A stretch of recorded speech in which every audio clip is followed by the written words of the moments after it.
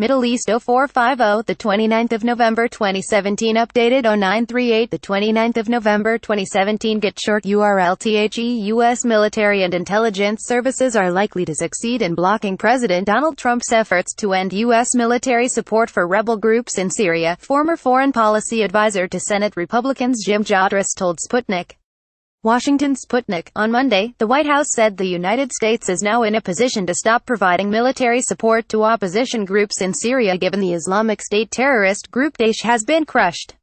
The military and the intelligence community are used to calling the shots the way they want, Jatras said on Tuesday when asked about the possibility Trump might cut off defense provisions to the Syrian opposition.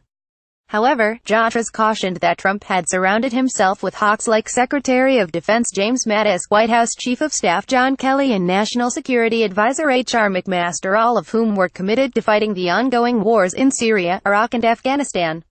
It doesn't help that Trump has appointed virtually nobody to the top of his team who seems to agree with him on basic security strategy, he said.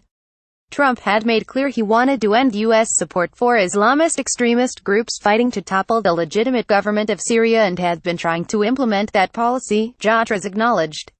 Recently, Trump had informed Turkey's President Recep Tayyip Erdogan that the United States would no longer support the Kurds since Daesh as a physical caliphate was almost destroyed, Jatras recalled.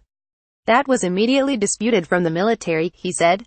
The U.S. armed forces and intelligence community were also determined to retain the massive physical infrastructure they had built up within Syria under the guise of supporting the rebel groups and of fighting Daesh, Jatras noted.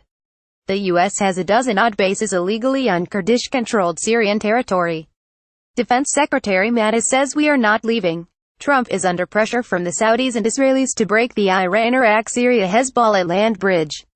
It's anybody's guess who's running U.S. policy on this, he said.